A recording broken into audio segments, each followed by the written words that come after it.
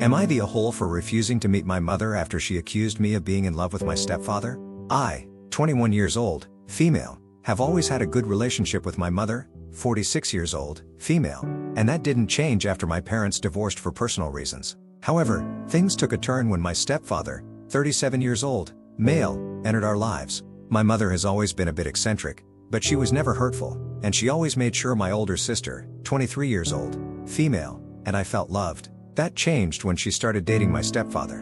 While I got along with him and he respected my privacy, my mother started acting differently. At first, it was subtle things like, "You two spend a lot of time together, and you're getting really friendly." I brushed it off, mostly because I didn't think much of it. My stepfather and I only spent time together when I visited my mom.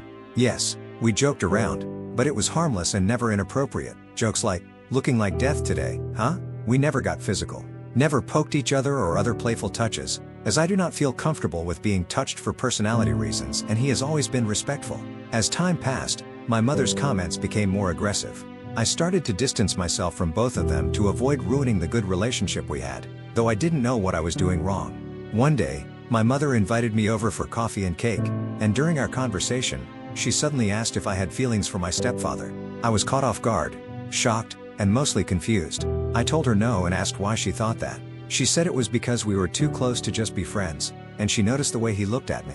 I reassured her that, while we got along well, I only saw him as a father figure and didn't feel anything romantic toward him. I also reminded her that she'd always wanted us to get along. But then she got angry, accusing me of lying and insisting she wasn't blind. The conversation escalated, and I stood up, telling her that the whole thing was ridiculous. I left, and she began texting me things like, "I can't believe my own daughter would betray me," among other hurtful things. I didn't respond and talked to my older sister about it. She advised me to not engage with our mother for a while, saying that she thought our mom was acting completely out of character.